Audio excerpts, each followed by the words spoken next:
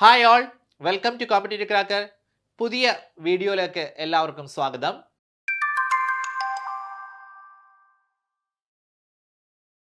നമ്മൾ ഇന്ന് മലയാളവുമായിട്ട് ബന്ധപ്പെട്ട ഒരു ടോപ്പിക്കാണെന്ന് ഡിസ്കസ് ചെയ്യുന്നത്. ടൈപ്പിസ്റ്റ് എക്സാമിന് തയ്യാറെടുക്കുന്നവർക്ക് മലയാളം എന്ന സിലബസ്, നമുക്കറിയാം സിലബസിൽ മലയാളം ഉണ്ട് അല്ലേ. അപ്പോൾ അതിൽ മലയാളത്തിൽ ചില പ്രധാനപ്പെട്ട കാര്യങ്ങൾ നമുക്ക് പഠിക്കാനുണ്ട്. നമുക്ക് ഒറ്റപ്പദം, അതുപോലെ തന്നെ ഘടകപദം, 10ാം ക്ലാസ് നിലവാരത്തിലുള്ള വ്യാകരണ കാര്യങ്ങൾ, ക്രിയ, നാമം, ശബ്ദവിഭാഗം, വചനം, അതുപോലെ എതിർലിംഗം. ഇങ്ങനെ നമുക്ക് ആ ഒരു എന്താ പറയുക, മലയാളത്തിൻ്റെ വ്യാകരണത്തിൽ, അതായത് 10ാം ക്ലാസ് നിലവാരത്തിലുള്ള വ്യാകരണവുമായി ബന്ധപ്പെട്ടുള്ള ഭാഗങ്ങൾ നമ്മൾ പഠിക്കണം.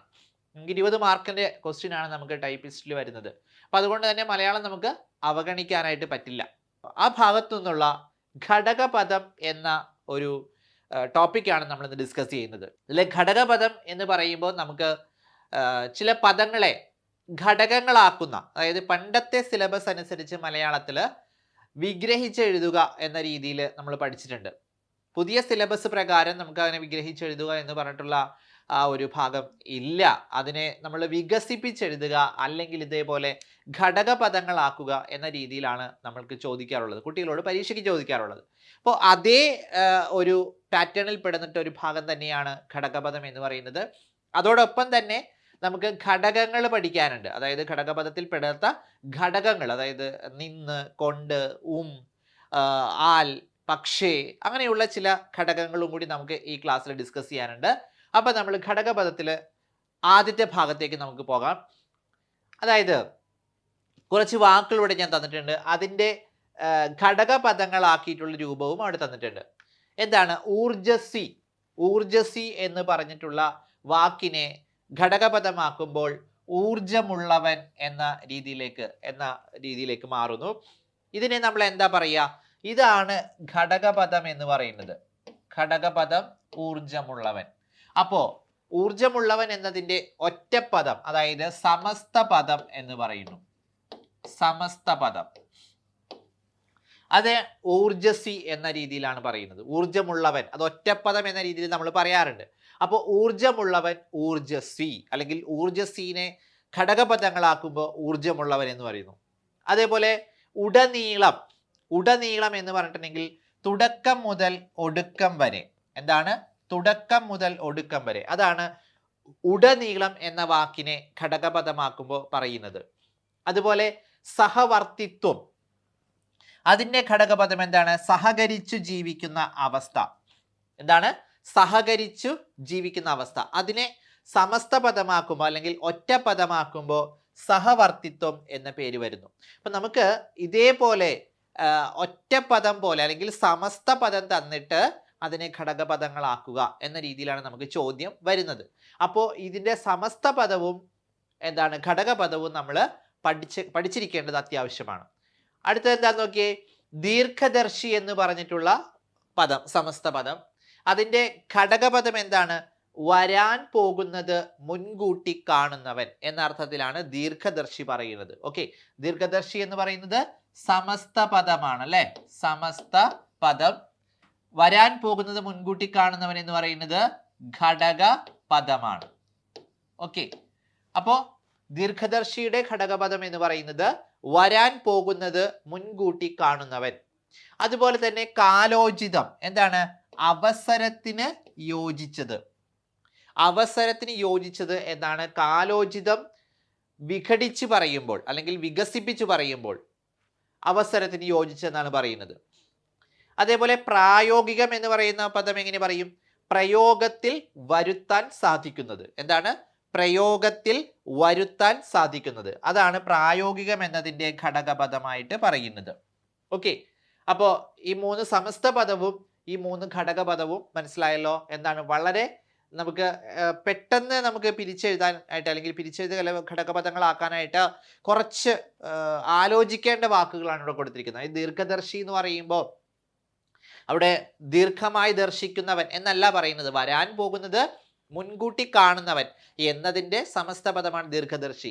അതേപോലെ കാലോചിതം ഘടകപദമാക്കുമ്പോൾ ഉചിതമായ കാലം എന്നൊക്കെ പറയുന്നത് തെറ്റാണ്. ശരിക്കും പറയേണ്ടത് എന്താണ്? അവസരത്തിന് യോജിച്ചത് എന്ന് പറയുന്നത്. പ്രായോഗികം പറയുമ്പോൾ എന്താണ്? പ്രയോഗത്തിൽ വരുത്താൻ സാധിക്കുന്നത്. പ്രയോഗത്തിൽ വരുത്താൻ സാധിക്കുന്നത്. അതാണ് പ്രായോഗികം എന്നതിൻ്റെ ഘടകപദം പറയുന്നത്. അടുത്ത ചോദ്യങ്ങൾ എന്താണെന്ന് നോക്കാം. നോക്കൂ, ഭഗ്നാശൻ എന്താണ്? ഭഗ്നാശൻ. അതിൻ്റെ ഘടകപദം എന്താണ്? ആശ നശിച്ചവൻ. എന്താണ് ഘടകപദം? ഘടകപദം. അതേപോലെ ഇവിടെ കിടക്കുന്നത് സമസ്ത പദം. സമസ്ത പദം. അപ്പോ ഭഗ്നാശൻ എന്നത് സമസ്ത പദവും അതിൻ്റെ ഘടകപദം എന്താണ്? ആശ നശിച്ചവൻ എന്നുമാണ്. നിഷ്കളങ്കൻ എന്ന് പറയുമ്പോൾ അവിടെ സമസ്ത ഘടകപദം എന്താണ്? കളങ്കമില്ലാത്തവൻ എന്നർത്ഥത്തിൽ. അവിടെ അർത്ഥമല്ല പറയുന്നത്, ഘടക പദങ്ങളാക്കിയിട്ടാണ് നമ്മൾ പറയുന്നത്. അതുപോലെ ബുഭുക്ഷു എന്താണ്? ഭക്ഷിക്കാൻ ആഗ്രഹിക്കുന്നവൻ. എന്താണ്? ബുഭുക്ഷു. ബുഭുക്ഷു ഭക്ഷിക്കാൻ ആഗ്രഹിക്കുന്നവൻ. ഇതേപോലെ തന്നെ ഘടകപദങ്ങളാക്കുന്ന, അതായത് ബുഭുക്ഷു പോലെ തന്നെയുള്ള ഒരുപാട് വാക്കുകൾ നമ്മൾ പഠിക്കാനുണ്ട്. അത് പരീക്ഷകൾക്ക്, നമുക്ക് PSC പരീക്ഷകൾക്കൊക്കെ ആവർത്തിക്കുന്ന ഭാഗം തന്നെയാണ്. അതായത് നിനീഷു, ജയിക്കാൻ ആഗ്രഹിക്കുന്നവൻ. ജിഗീഷു നയിക്കാൻ ആഗ്രഹിക്കുന്നവൻ നിനീഷു, ജയിക്കാൻ ആഗ്രഹിക്കുന്നവൻ ജിഗീഷു. അതുപോലെ കുടിക്കാൻ ആഗ്രഹിക്കുന്നവൻ പിപാസു, മോക്ഷം ആഗ്രഹിക്കുന്നവൻ മുമുക്ഷു. അങ്ങനെയുള്ള ആ ഒരു ശ്രേണിയിൽപ്പെട്ട ഭാഗങ്ങളുണ്ട്, വാക്കുകളൊക്കെ ഉണ്ട്. അത് PSC പരീക്ഷയ്ക്ക് ഇങ്ങനെ പല PSC പരീക്ഷകൾക്കൊക്കെ ആവർത്തിച്ച് ചോദിക്കുന്ന ഭാഗം തന്നെയാണ്. അപ്പം അതുകൊണ്ട് ഇവിടെ ഈ പറഞ്ഞ ഘടകപദവും സമസ്ത പദവും നമ്മൾ മനസ്സിലാക്കി വെക്കേണ്ടതാണ്. എന്താണ്? ഭഗ്നാശൻ എന്ന് പറഞ്ഞതിൻ്റെ ഘടകപദം ആശ നശിച്ചവൻ. നിഷ്കളങ്കൻ എന്നതിൻ്റെ ഘടകപദം കളങ്കമില്ലാത്തവൻ. ബുഭുക്ഷു എന്ന് പറഞ്ഞിട്ടുണ്ടെങ്കിൽ ഭക്ഷിക്കാൻ ആഗ്രഹിക്കുന്നവൻ. മുമുക്ഷു എന്ന് പറഞ്ഞിട്ടുണ്ടെങ്കിലോ മോക്ഷം ആഗ്രഹിക്കുന്നവൻ. നിനീഷു എന്താണ്? നയിക്കാൻ ആഗ്രഹിക്കുന്നവൻ. ജിഗീഷു ജയിക്കാൻ ആഗ്രഹിക്കുന്നവൻ. മുമുക്ഷു മോക്ഷം ആഗ്രഹിക്കുന്നവൻ. പിന്നെ എന്താണ്? ദ്രദുക്ഷു ദർശിക്കാൻ, കാണാൻ ആഗ്രഹിക്കുന്നവൻ എന്ന അർത്ഥത്തിൽ പറയുന്നത്. അങ്ങനെ ഒരുപാട് എന്താണ് ആ ആഗ്രഹത്തെ സൂചിപ്പിക്കുന്ന ഘടകപദങ്ങളാക്കുന്ന വാക്കുകൾ പരീക്ഷകൾക്ക് ചോദിക്കാൻ സാധ്യത ഏറെയാണ്. ആ ഒരു ഭാഗം നമ്മൾ ക്ലിയർ ചെയ്ത് പഠിക്കുക. പിന്നെ എന്താണ് അടുത്ത് നോക്കൂ, അതായത് നമ്മൾ വിഗ്രഹിച്ച് എഴുതുമ്പോൾ അവിടെ നമ്മൾ സമാസം എന്ന് പറയുന്ന ഭാഗം നമ്മൾ ഓർത്ത് വെക്കുക. അതായത് ഒരു പദത്തിനെ ഘടകപദങ്ങളാക്കി കഴിഞ്ഞാൽ അല്ലെങ്കിൽ വിഗ്രഹിച്ച് എഴുതി കഴിഞ്ഞാൽ അവിടെ വരുന്ന മാറ്റമുണ്ട്. ആ മാറ്റങ്ങളെ നമ്മൾ സമാസം എന്നാ പറയുന്നത്. സമാസിച്ചെഴുതുക. അതായത് തൽപുരുഷൻ, അതുപോലെ തന്നെ ബഹുവ്രീഹി, അവ്യയി ഭവൻ, ദ്വന്ദ്വ സമാസം, ദ്വിഗു സമാസം, അങ്ങനെ ഓരോ സമാസങ്ങൾ അനുസരിച്ചിട്ടാണ് അവിടെ മാറ്റങ്ങൾ വരുന്നത്. നമ്മൾ അതിൻ്റെ ആ ഒരു കാര്യത്തിലേക്ക് നമുക്ക് കടക്കേണ്ട കാര്യമില്ല. അവിടെ സമാസം എന്തെന്ന് ചോദിക്കുന്ന ഒരു ഭാഗം മാത്രം നമ്മൾ അത് പഠിച്ചാൽ മതി. എന്നാൽ സമാസം എന്ന് പറഞ്ഞിട്ടുള്ള ആ ഭാഗം ഇവിടെ ചില വാക്കുകളെ, ചില പദങ്ങളെ നമ്മൾ ഘടകപദങ്ങളാക്കുമ്പോൾ അവിടെ സമാസങ്ങൾ വരും.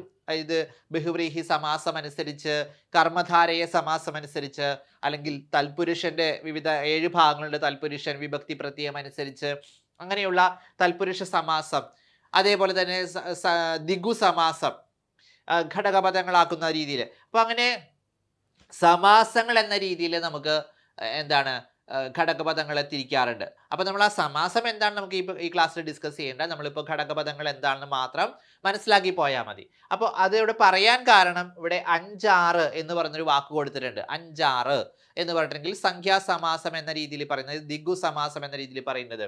അതായത് 5, 6 എന്ന അർത്ഥത്തിൽ 5, 6നെ സമാസിച്ച് പറയുമ്പോൾ, ഘടകപദങ്ങളാക്കി പറയുമ്പോൾ 5, 6 എന്ന രീതിയിൽ പറയുന്നതാണ്.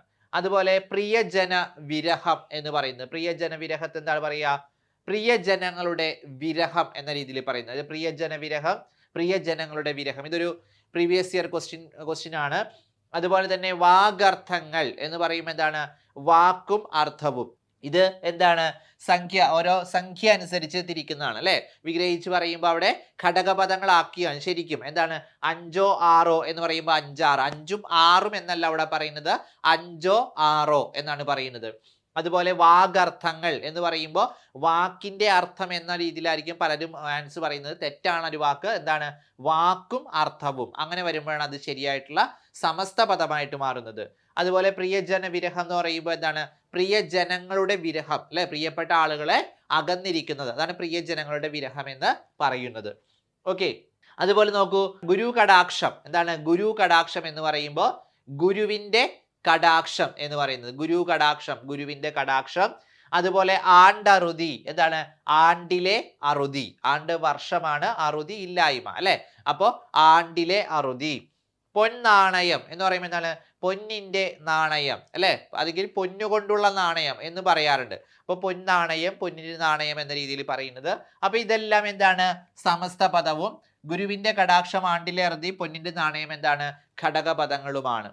ഓക്കെ, അപ്പൊ ഏകദേശം എല്ലാ ഘടകപദങ്ങളും ഒക്കെ പറഞ്ഞത് മനസ്സിലായെന്ന് വിശ്വസിക്കുന്നു. കാരണം നമ്മൾ ഘടകപദങ്ങളാക്കുമ്പോൾ അർത്ഥത്തെ പരിഗണിക്കുന്നില്ല, അവിടെ രണ്ട് പദങ്ങളെ എങ്ങനെ വികസിപ്പിച്ചെഴുതാം, എങ്ങനെ ഘടകങ്ങളാക്കാം എന്നതിനെ കുറിച്ചാണ് ഘടകപദങ്ങൾ നമ്മൾ പഠിക്കേണ്ടത്. അവിടെ ഞാൻ നേരത്തെ പറഞ്ഞ പോലെ സമാസം വരുന്നുണ്ട്, പക്ഷെ എന്നാൽ തന്നെ നമുക്ക് സമാസം എന്തെന്ന് മനസ്സിലാക്കിയിട്ട് നമുക്കത് പഠിക്കണമെന്നില്ല. സമാസം നമുക്ക് വേറൊരു ക്ലാസ്സിൽ നമുക്ക് വിശദീകരിക്കാവുന്നതാണ്. എങ്ങനെയാണ് അവിടെ സമാസം വരുന്നത്, സമ്മതിയ തൽപുരുഷൻ വരുന്നത്, അല്ലെങ്കിൽ തൽപുരുഷന്റെ മറ്റു വകഭേദങ്ങൾ വരുന്നത്, ദ്വന്ദ്വ സമാസം വരുന്നത് ഒക്കെ നമുക്കിനി മറ്റൊരു വീഡിയോയിൽ നമുക്ക് ഡിസ്കസ് ചെയ്യാം. അതോടൊപ്പം തന്നെ എന്താണ് തീവണ്ടി എന്ന് പറയുന്നത്, കുറച്ച് ചോദ്യങ്ങളാണ് നമ്മൾ ഡിസ്കസ് ചെയ്യുന്നത്. തീവണ്ടി എന്ന് പറഞ്ഞിട്ടുണ്ടെങ്കിൽ എന്താണ്, അതിന്റെ ഘടകപദം എന്താണ്? തീ കൊണ്ടുള്ള വണ്ടി, തീയാൽ ഓടിക്കപ്പെടുന്ന വണ്ടി, തീയുള്ള വണ്ടി, തീയും കൊണ്ട് ഓടുന്ന വണ്ടി. ഇതിൽ ഏതാണ് ശരിയായിട്ട് ആൻസർ വരുന്നത്? തീയാൽ ഓടിക്കപ്പെടുന്ന വണ്ടിയാണ് അല്ലെ. തീവണ്ടി എന്ന് പറയുമ്പോൾ തീയാൽ ഓടിക്കപ്പെടുന്ന അല്ലെ, തീ കൊണ്ട് ഓടുന്ന വണ്ടി എന്ന അർത്ഥത്തിൽ പറയുന്നതാണ്. അതേപോലെ തന്നെ എന്താണ് ദൃശ്യം എന്നതിന്റെ ഘടകപദം? ദൃശ്യം എന്താണ്, എങ്ങനെയാണ് ഘടകപദങ്ങളാക്കുന്നത്? ദർശിക്കപ്പെടുന്നത്, ദർശിക്കുന്നവൻ, ദർശിക്കുന്ന ക്രിയ, ദർശിക്കുന്ന ശീലം. ഏതായിരിക്കും ആൻസർ വരുന്നത്? ദർശിക്കപ്പെടുന്നത് അല്ലെ, കാണപ്പെടുന്ന അല്ലെങ്കിൽ കാണുന്നത് എന്ന അർത്ഥത്തിലാണ് ദൃശ്യം എന്ന് പറയുന്ന വാക്ക് വരുന്നത്. അതിന്റെ ഘടകപദം, അപ്പോൾ അങ്ങനെയുള്ള ഒറ്റവാക്കുകൾ ഉണ്ടാവും കേട്ടോ. ഒറ്റപ്പദം, ഈ പറഞ്ഞ ദൃശ്യം എന്നതിന്റെ ഒറ്റപ്പദം, അങ്ങനെയുള്ള എന്താണ് ഒറ്റ വാക്കുകളെ നമ്മൾ ഘടകപദങ്ങളാക്കണം. അപ്പൊ അവിടേക്ക് നമുക്ക് വളരെ ശ്രദ്ധിച്ചു വേണം നമ്മൾ ഘടകപദങ്ങളാക്കാനായിട്ട് പഠിക്കേണ്ടത്. ഇപ്പൊ ദൃശ്യം എന്ന് പറയുന്നിട്ടുള്ള 2 അക്ഷരങ്ങളുള്ള ഒരു വാക്കാണ്. ആ വാക്കിനെ ഘടകപദമാക്കുന്നത് എങ്ങനെയാണ്? എന്താണ് ദർശിക്കപ്പെടുന്നത് എന്ന അർത്ഥത്തിലാണ് അവിടെ ആൻസർ വരുന്നത്. അപ്പോൾ അതോടൊപ്പം തന്നെ ടൈപ്പിസ്റ്റ് പരീക്ഷയുടെ മലയാളമായിട്ടുള്ള ഭാഗങ്ങളാണ് നമ്മൾ ഇന്ന് ഡിസ്കസ് ചെയ്തത്, കഴിഞ്ഞിട്ടില്ല. അതോടൊപ്പം തന്നെ എന്താണ് ഒരു പ്രധാനപ്പെട്ട കാര്യം നിങ്ങളോട് പറയാനുള്ളത്? ടൈപ്പിസ്റ്റ് എക്സാം നമ്മളെ സംബന്ധിച്ച് വളരെ ഇമ്പോർട്ടൻ്റ് ആണ്. ഒരു PSC പരീക്ഷ എഴുതി വളരെ നമ്മൾ ആഗ്രഹിക്കുന്ന ഒരു ജോലിയിലേക്ക് എത്തപ്പെടുക എന്നുള്ളത് നമ്മുടെ എല്ലാവരുടെയും സ്വപ്നമാണ് അല്ലേ. അപ്പോൾ ടൈപ്പിസ്റ്റ് പരീക്ഷയ്ക്ക് റെഡിയാകുന്ന എല്ലാവർക്കും വേണ്ടിയിട്ട് ഈ 2023 നമുക്ക് റാങ്ക് നേടി, വെറുതെ പഠിക്കേണ്ടല്ല, റാങ്ക് നേടാനായിട്ട്, നിങ്ങളെ മുൻപന്തിയിലേക്ക് എത്തിക്കുവാനായിട്ട്, അല്ലെങ്കിൽ മുൻപന്തിയിലേക്ക് എത്തിച്ചാൽ മാത്രം പോരാ, ഒരു സുരക്ഷിതമായ ആ ജോലിയിലേക്ക് എത്തിക്കാനായിട്ട് ടീം CC ഒരുക്കുന്ന പുതിയൊരു 30 days ക്രാഷ് ബാച്ച് സ്റ്റാർട്ട് ചെയ്ത് കഴിഞ്ഞു. നിങ്ങൾക്ക് ഏറ്റവും എന്താ പറയുക, നല്ല മികച്ച അധ്യാപകരുടെ പിന്തുണയോട് കൂടിയുള്ള ഏറ്റവും മികച്ച ക്ലാസ്സുകൾ തന്നെയാണ് പ്രൊവൈഡ് ചെയ്യുന്നത്. നിങ്ങൾക്ക് കൂടുതൽ ഡീറ്റെയിൽസ് അറിയാനായിട്ട് 8590202323 എന്ന നമ്പറിൽ വിളിച്ച് നിങ്ങൾക്ക് കോൺടാക്ട് ചെയ്യാം. അപ്പോൾ വളരെ ആത്മവിശ്വാസത്തോടു കൂടി തന്നെയാണ് നിങ്ങളോട് ഇത് പറയുന്നത്. നിങ്ങൾ ആഗ്രഹിക്കുന്ന ഈ ജോലി, ടൈപ്പിസ്റ്റ് ജോലി, അല്ലെങ്കിൽ ഗവൺമെന്റിന്റെ ഒരു സർവീസിലേക്ക് എത്തപ്പെടുക എന്നുള്ള ആ ഒരു ആഗ്രഹത്തിനെ നിങ്ങളെ മുൻപന്തിയിലേക്ക് കൊണ്ട് എത്തിക്കുവാനായിട്ട് ടീം CC റെഡിയാണ്. അപ്പോൾ നിങ്ങൾ തീർച്ചയായിട്ടും ഈ വീഡിയോ കണ്ട് ഇഷ്ടപ്പെടുന്നവർ നിങ്ങൾക്ക് ഈ നമ്പറിൽ വിളിച്ച് നിങ്ങൾക്ക് ക്ലാസ്സിൽ ജോയിൻ ചെയ്യാവുന്നതാണ്. മറ്റു കാര്യങ്ങളൊക്കെ നിങ്ങൾക്ക് അറിയാവുന്നതാണ്. ഇനി അഥവാ ആദ്യമായിട്ടാണ് ഈ ചാനൽ കാണുന്നവരുണ്ടെങ്കിൽ മറന്നു പോകരുത് സബ്സ്ക്രൈബ് ചെയ്യാനായിട്ട്. കാരണം കൂടുതൽ വീഡിയോസ് ഒക്കെ നിങ്ങളുടെ മുമ്പിലേക്ക് എത്തുന്നതിന് നിങ്ങളെ സഹായിക്കും. ഓക്കെ, അപ്പോൾ മറന്നു പോകരുത്. 30 days ക്രാഷ് ബാച്ച് ജോയിൻ ചെയ്യുക, പഠനം ഉറപ്പാക്കുക, ലക്ഷ്യം നേടുക. ഓക്കെ, ഇനി നമ്മൾ ഘടകപദങ്ങളായിട്ട് ബന്ധപ്പെട്ട ഘടകമായിട്ട് ബന്ധപ്പെട്ട കുറച്ച് കാര്യങ്ങളാണ് പറഞ്ഞു തരാൻ പോകുന്നത്. അതായത് ഘടകപദമല്ല, ഘടകങ്ങൾ. അതായത് നമുക്ക് ചില വാക്കുകളെ, അതായത് ദ്യോതകം എന്ന് പറഞ്ഞിട്ടുള്ള ഒരു വ്യാകരണ നിയമമുണ്ട്. എന്താണെന്ന് വെച്ചാൽ ഒരു നാമത്തോട് ചേർന്ന് നിന്നുകൊണ്ട് അതിനെ ക്രിയയോട് ബന്ധിപ്പിക്കുന്ന ദ്യോതകം, അതിനെയാണ് ഗതി എന്ന് പറയുന്നത്. നമ്മൾ ഇംഗ്ലീഷിൽ ഇൻ, ഫോർ, അറ്റ് എന്നൊക്കെ നമ്മൾ പറയില്ലേ, എന്താണ് പ്രിപ്പോസിഷൻ എന്ന് പറയാറില്ലേ. ഏതാണ്ട് അതിനോട് അർത്ഥം വരുന്ന ഒന്നാണ് ഗതി എന്ന് പറയുന്നത്. അതായത് നിന്ന്, കൊണ്ട്, വരെ, മുതൽ, വേണ്ടി, ഓളം, കൂടെ തുടങ്ങിയവയൊക്കെ തന്നെ പറയുന്നതാണ്. അതായത് അതിൽ നിന്ന്, അതുകൊണ്ട്, അവിടം വരെ, അന്ന് മുതൽ, അങ്ങനെയുള്ള എന്താണ് ഗതിയായിട്ടുള്ള അക്ഷരങ്ങളെ കൂട്ടി യോജിപ്പിക്കുന്നത്, അത് ചില അർത്ഥവത്തായിട്ടുള്ള സെന്റൻസ് ഉണ്ടാക്കുന്നതിന് വേണ്ടിയിട്ട്, അതിനാണ് ഗതി എന്ന് പറയുന്നത്. അതേപോലെ തന്നെ ഘടകം എന്ന് പറയുന്നത് എന്താണ്? പദങ്ങളെയോ വാക്യാംശങ്ങളെയോ വാക്യങ്ങളെയോ കൂട്ടിച്ചേർക്കുന്ന ദ്യോതകമാണ് ഘടകം എന്ന് പറയുന്നത്. വാക്യങ്ങളെ തമ്മിൽ, ഉദാഹരണമായിട്ട് ഓ, എങ്കിൽ, എന്നിട്ട്, പക്ഷേ, ശേഷം, ആകട്ടെ തുടങ്ങിയവയ്ക്ക് അതിന് ഉദാഹരണമാണ്. അതായത് അവനും അവളും, അവൻ എന്ന് പറയുന്ന വാക്കിനെയും അവൾ എന്ന് പറയുന്ന വാക്കിനെയും കൂടി എന്താണ് അവനും അവളും എന്ന് ചേർത്ത് പറയുന്നു. അതുപോലെ അവനോ അവളോ ഓ എന്ന് പറയുന്നു. അല്ലെങ്കിൽ എന്താണ് അവൻ വന്നില്ലെങ്കിൽ നാളെ പോകാം എന്ന് പറയുമ്പോൾ അവൻ വന്നില്ല എങ്കിൽ എന്ന് പറയുന്ന വാക്കോടെ കൂട്ടിച്ചേർത്തപ്പോൾ അവൻ വന്നില്ലെങ്കിൽ എന്ന് വന്നു അല്ലേ. അങ്ങനെ വരുന്നതാണ് ഘടകം എന്ന് പറയുന്നത്. ഒരു വാക്യങ്ങളെയോ വാക്യാംശങ്ങളെയോ പദങ്ങളെയോ കൂട്ടിയോജിപ്പിക്കുന്ന ദ്യോതകത്തിനെയാണ് ഘടകം എന്ന് പറയുന്നത്. അതേപോലെ തന്നെ വ്യാക്ഷേപകം, വളരെ പ്രധാനപ്പെട്ട ഒരു ഭാഗമാണ് വ്യാക്ഷേപകം എന്ന് പറയുന്നത്.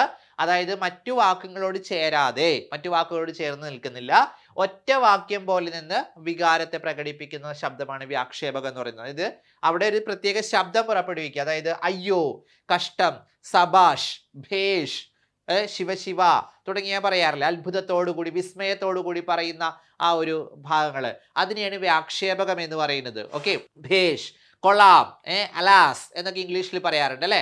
അപ്പോൾ അതുപോലെ തന്നെ ഉപയോഗിക്കുന്ന വാക്കുകളാണ്, പ്രകടിപ്പിക്കുന്ന ശബ്ദമാണ് വ്യാക്ഷേപകം എന്ന് പറയുന്നത്. ഇതെല്ലാം എന്താണ് ദ്യോതകം എന്ന് പറയുന്ന ഭാഗത്ത് ഉള്ളതാണ്.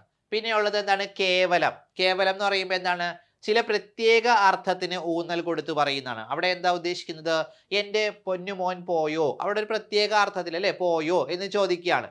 അതുപോലെ ഈശ്വരൻ ചോദിക്കട്ടെ എന്ന അർത്ഥത്തിൽ ഈശ്വരൻ തന്നെ ചോദിക്കട്ടെ, ഇവിടെ തന്നെ എന്ന് പറയുന്ന വാക്കിന് ഒരു പ്രത്യേക ബലം കൊടുത്ത് പ്രത്യേക അർത്ഥത്തിൽ തന്നെ പറയുകയാണ്. ഓക്കെ, ഇതിനെയാണ് കേവലം എന്ന് പറയുന്നത്. ഓക്കെ, ഈശ്വരൻ തന്നെ ചോദിക്കട്ടെ, പൊന്നുമോൻ പോയോ, അവിടെ അത്ഭുതത്തോടു കൂടി ചോദിക്കുന്ന അല്ലെങ്കിൽ ഒരു ആകാംക്ഷയോട് ചോദിക്കുകയാണ് പോയോ എന്ന് പറയുന്നത്. അപ്പോൾ അങ്ങനെ ഉപയോഗിക്കുന്ന വാക്കുകളെയാണ് ഇവിടെ കേവലം എന്ന് പറയുന്നത്, ചില പ്രത്യേക അർത്ഥത്തിന് പ്രാധാന്യം കൊടുത്തിട്ട് പറയുന്നത്. ഓക്കെ, അപ്പൊ ഇത്രയും കാര്യങ്ങളാണ് നമുക്ക് ഘടക പദങ്ങളിലും ഘടകവുമായിട്ട് ബന്ധപ്പെട്ട് നമുക്ക് പഠിക്കാനുള്ളത്. നിങ്ങൾക്ക് എല്ലാവർക്കും വളരെ ഉപകാരപ്രദമായ ഒരു ക്ലാസ് ആണ് ഈ വീഡിയോയിലൂടെ ഉദ്ദേശിച്ചത്. അപ്പോൾ നിങ്ങൾക്ക് എല്ലാവർക്കും ഇഷ്ടപ്പെട്ടു എന്ന് വിശ്വസിക്കുന്നു. ഇതുപോലെയുള്ള വീഡിയോസ് കൂടുതൽ കാണാനായിട്ട് ഞാൻ നേരത്തെ പറഞ്ഞ പോലെ എന്താണ് ചാനൽ സബ്സ്ക്രൈബ് ചെയ്യാൻ മറക്കരുത്. അതുകൊണ്ട് നിങ്ങൾക്ക് കൂടുതലായിട്ട് ഡീറ്റെയിൽസ്, കൂടുതൽ വീഡിയോസ് ഒക്കെ നിങ്ങളിലേക്ക് എത്താനായിട്ട് സഹായിക്കും. മറന്നു പോകരുത്. നല്ല രീതിയിൽ പഠിക്കുക, ടൈപ്പിസ്റ്റ് എക്സാം പാസ് ആകുക, റാങ്ക് ലിസ്റ്റ് മുൻപന്തിയിൽ എത്തുക, ജോലി നേടുക. ഓക്കെ, നമുക്ക് മറ്റൊരു വീഡിയോ ആയിട്ട് നമുക്ക് അടുത്തൊരു ക്ലാസ്സിൽ കാണാം. Okay, by.